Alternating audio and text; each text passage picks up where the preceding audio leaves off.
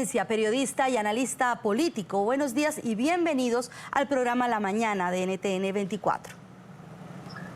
Muchísimas gracias, un saludo a todos ustedes, gracias por la invitación. Señor Valencia, muy importante, obviamente, el más importante discurso del año del presidente Joe Biden. ¿Qué es para usted lo más destacado y sobre todo en lo que usted considera que él quiso llamar realmente la atención?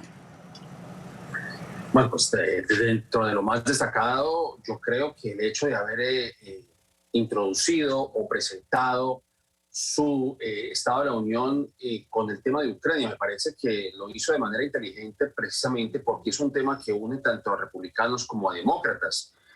Incluso en la respuesta republicana al Estado de la Unión, la gobernadora de Iowa tenía un botón o un tipo de broche con las banderas ucranianas, o la bandera ucraniana y la bandera estadounidense. Lo mismo, habían personas en el hemiciclo que tenían los colores alegóricos a la bandera ucraniana. Y creo que fue un buen inicio en ese sentido, porque en general los estadounidenses tienen esta percepción, que es una percepción muy legítima, de una gran división que existe en ambos partidos a la hora de gobernar.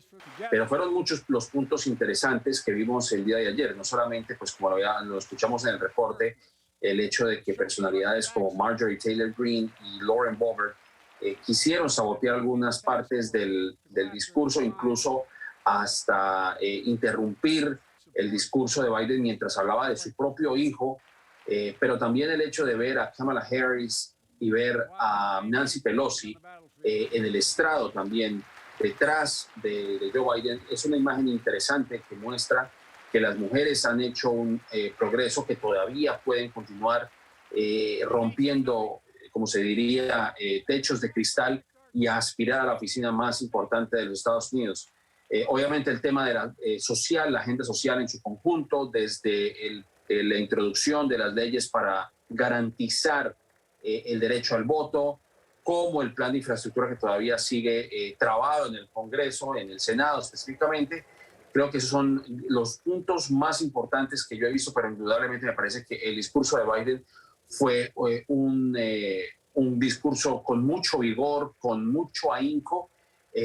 Sin embargo, no podría decir lo mismo de la respuesta republicana. Me parece que el discurso parece que lo hubiera hecho no sé en qué época, pero no creo que iba acorde con los tiempos. Obviamente hay problemas en Estados Unidos, como el tema de la inflación, el tema de digamos, de lo que se llama la cadena de suministros, pero en general fue un discurso bastante completo.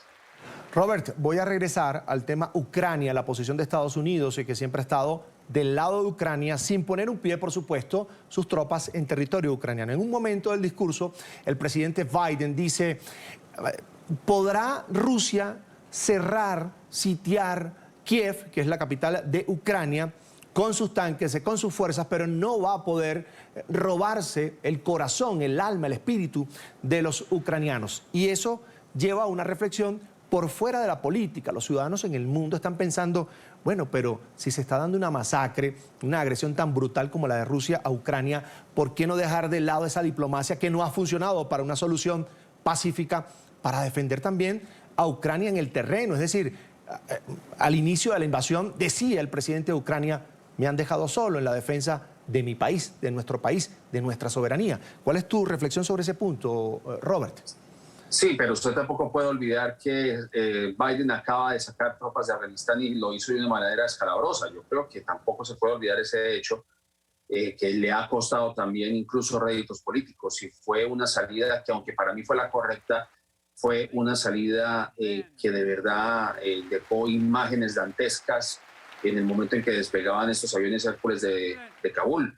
Y sacar tropas estadounidenses para volverlas a introducir en otro territorio, pues es algo que yo creo que muchos estadounidenses no estarían de acuerdo. Incluso hay encuestas que dicen que si bien es importante entender y defender o respaldar, apoyar a los ucranianos, los estadounidenses tienen muchas preocupaciones dentro de Estados Unidos que atender. Me parece que es un acto malabarístico, si se quiere decir de alguna manera, pero precisamente existen organizaciones como la OTAN, para la cual Estados Unidos pues va a proveer, digamos, no solamente apoyo como socio, sino cualquier apoyo que necesite este organismo. y lo mismo ocurre con Ucrania. Pero hablar de enviar tropas a Estados Unidos, desde Estados Unidos a Ucrania, no lo hizo Obama, por ejemplo, cuando ocurrió también estos ataques en contra de los derechos humanos en Siria. Me parece que también se entiende aquí desde Estados Unidos que ese tipo de situaciones pues realmente no son bien vistas aquí, porque los problemas también agobian a los estadounidenses, y agregar más problemas, pues yo creo que pues es algo que entendemos también que hay un juego político aquí. Estamos casi ya entrando a las postrimerías de las elecciones intermediarias o las elecciones intermedias o los midterms que se conocen aquí en Estados Unidos el mes de noviembre, en donde se decidirá el futuro del Partido Demócrata en la Cámara Legislativa y en algunas otras legislaciones, gubernamentales, en algunos puestos gubernamentales a través del país. Entonces yo creo que también hay que analizar esa situación en la cual los problemas también que agobian a los estadounidenses, pues de alguna manera toman prioridad, sin dejar de lado, obviamente, que hay una gran preocupación mundial de lo que está ocurriendo en Ucrania por esta invasión. Señor Robert Valencia, acaba de darse a conocer a través de diferentes agencias de noticias una respuesta de Lavrov. Mucha atención. Es que el ministro de Relaciones Exteriores de Rusia, Sergei Lavrov, respondió al presidente de Estados Unidos, Joe Biden, sobre las sanciones impuestas tras la incursión de Estados Unidos a Ucrania. Lavrov afirma que la única alternativa a las sanciones contra Rusia es una tercera guerra mundial y que será una guerra nuclear devastadora. Lavrov lo ha dicho en una declaración a un medio qatarí, precisamente Al Jazeera. El canciller ruso agregó que Biden tiene experiencia y sabe que no hay alternativas en las sanciones, sino una guerra mundial. Ante esta información que comienza a circular, ¿qué nos puede decir usted de cuál podría ser la seriedad, obviamente, de este anuncio y cómo puede responder ahora ante esto Joe Biden? Bueno, pues realmente es una acusación bastante seria, y obviamente yo creo que incluso algunos expertos ya han señalado que estamos en una tercera guerra mundial.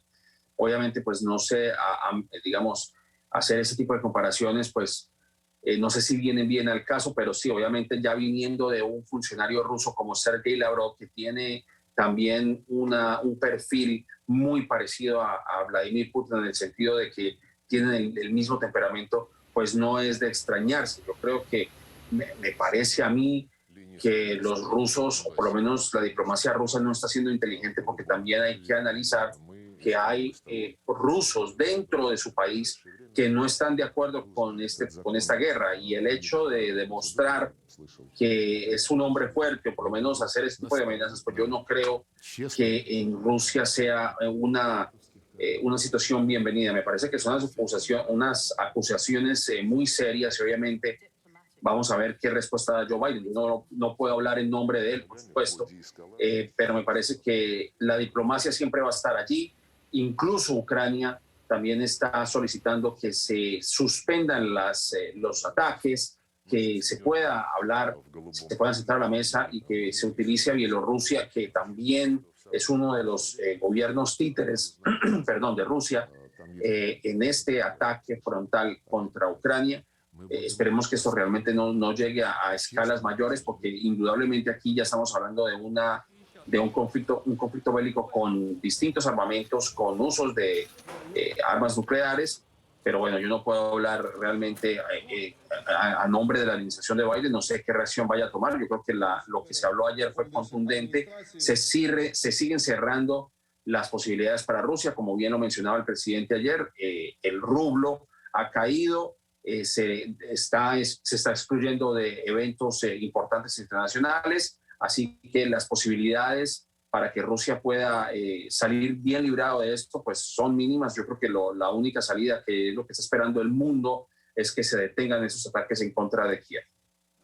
Robert, vuelvo al discurso del presidente Joe Biden anoche. Para ti, como analista, conocedor, periodista de la política, conocedor de la política de los Estados Unidos, ¿cuál es la bandera en lo social, en lo interno, que puede mostrar, después de un poco más de un año en la presidencia de los Estados Unidos, el presidente Joe Biden? Pues yo creo que la lucha en contra del coronavirus también fue un punto importante de mencionar. Incluso se habla de que la administración está tratando de crear un documento bastante amplio que permita incluso abordar desde el comienzo cualquier brote surgido de variantes del coronavirus, entendiendo que en Estados Unidos pues hay una división de opiniones respecto a aplicarse la vacuna o no. Eso por un lado. Yo creo que también el punto más importante, en mi opinión, es el tema de la introducción y eventual promulgación de la ley Construyamos Mejor, o como se conoce en inglés como Build Back Better. Pero más allá de las buenas intenciones que tiene Joe Biden de proyectarse como uno de los presidentes más progresistas en Estados Unidos, me parece a mí que eso se puede quedar solamente en buenas intenciones si los demócratas en su totalidad no se ponen de acuerdo en pasar estas legislaciones, en aprobar estas legislaciones. Porque vuelvo y me remito al tema de las elecciones intermedias, porque me parece que si los demócratas pierden tanto la mayoría en la Cámara Baja como la mayoría en el Senado, pues se van a ver en serios problemas.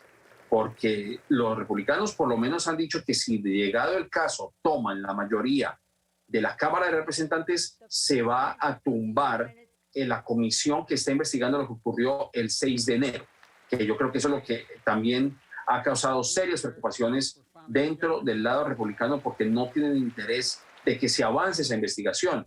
Y obviamente con el tema del Build Back Better, que incluye no solamente ayudas a las familias, sino que también incluye una actualización de la infraestructura estadounidense, pues es uno de los paquetes, y no para mí en realidad el paquete más importante de su gobierno, porque también enfrenta el tema del cambio climático, que es una amenaza grande, no solamente para Estados Unidos, sino también para el mundo. El salto de energías no renovables a energías renovables, pero como vuelvo y explico, si no se ponen de acuerdo Joe Manchin, que es el senador, de Virginia Occidental, y Kristen Sinema, que es la senadora de Arizona, pues yo creo que los demócratas están perdiendo una oportunidad de oro, y no solamente esa oportunidad, están perdiendo el tiempo. Cada vez nos acercamos a noviembre y por lo que señalan las encuestas, pues los demócratas no tienen una favorabilidad dentro del electorado, y es posible que los republicanos se hagan a la mayoría. Así que yo creo que ese es el momento en que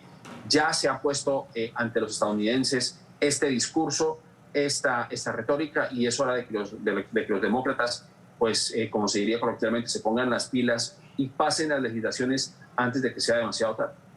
Agradecemos enormemente a Robert Valencia, periodista y analista político, por estos minutos que ha compartido con nosotros en la mañana de NTN 24.